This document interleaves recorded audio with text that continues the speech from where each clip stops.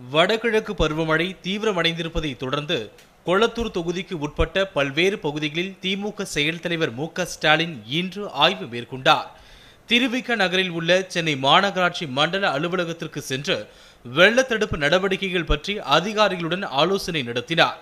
பின்னர் பாலாஜி நகர், அம்பேத்கர் நகர், ரெட்டேரி ஆகிய பகுதிகளில் ஆய்வு மேற்கொண்டு பொதுமக்களிடம் குறைகளை கேட்டறிந்தார். கால்வாய்களில் மண்டி கிடக்கும் ஆகாய தாமரைகளை அகற்றுமாறு சம்பந்தப்பட்ட அதிகாரிகளுக்கு அறிவுறுத்தினார்.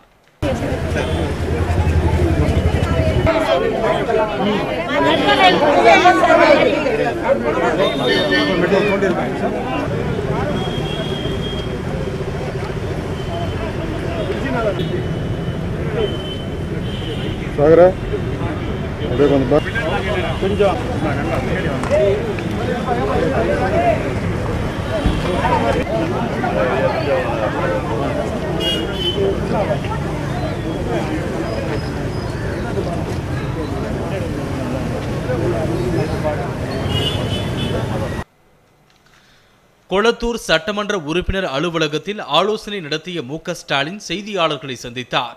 முன்னெச்சரிக்கை நடவடிக்கையாக கால்வாய்களை இந்த அரசு தூர்வாராததால் ஒரு நாள் பெய்த மழைக்கே சென்னையில் வெள்ள பாதிப்பு ஏற்பட்டிருப்பதாக குற்றம் சாட்டினார். தமிழக அரசு இனியாவது விழித்துக் கொண்டு உரிய நிவாரண பணிகளில் ஈடுபட வேண்டும் என்று அவர் வலியுறுத்தினார். எண்ணூரில் இருந்து முட்டுக்காடு வரை சுமார் 49 கிலோமீட்டர் தொலைவிலான கால்வாயை தூர்வாரி இருந்தாலே சென்னையில் மழைநீர் தேங்கி இருக்காது என்றார் அவர். ஏற்கனவே முன்னெச்சரிக்கை நடவடிக்கையாக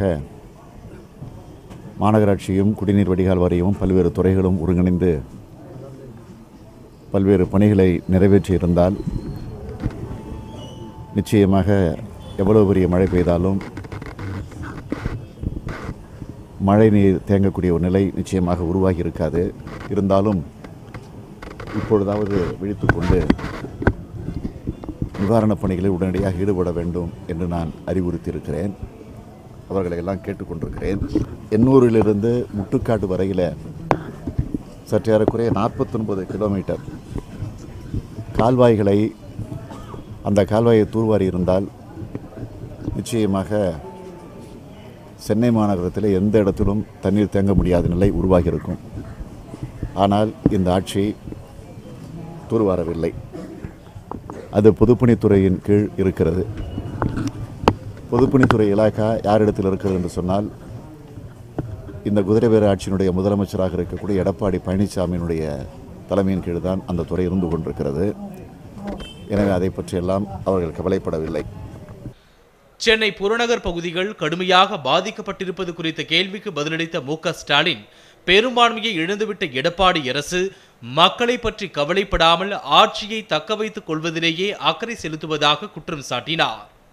கடந்த டிசம்பர் மாதம் மழை வந்தப்பவும் இதே நிலைமை தான் ஏற்பட்டுச்சு. அதிலிருந்து இவ்வளவு காலத்திற்குள்ள அந்த பணிகளை எல்லாம் அவர்கள் அந்த குறைகளை எல்லாம் நிவர்த்தி செஞ்சிருந்தால் நிச்சயமாக இந்த பணி வந்திருக்காது. ஆனால் இப்போ இருக்கக்கூடிய இந்த ஆட்சியை பொறுத்த வரைக்கும் அதை பற்றிலாம் கவலைப்படுது. அவங்க கவலைகள் எல்லாம்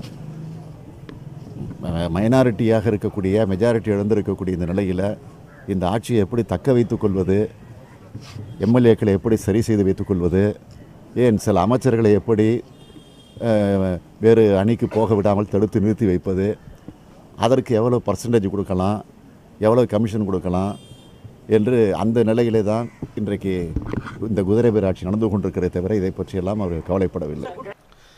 இந்த ஆய்வின் போது சட்டமன்ற உறுப்பினர்கள் பி.கே. சேகர் பாபு, ப. ரங்கநாதன், சட்டத்துறை செயலாளர் கிரிராஜன், மாவட்ட துணை செயலாளர் தேவ ஜவஹர், பகுதி செயலாளர்கள் ICF முரளி, நாகராஜன் உள்ளிட்டோர் உடன் இருந்தனர்.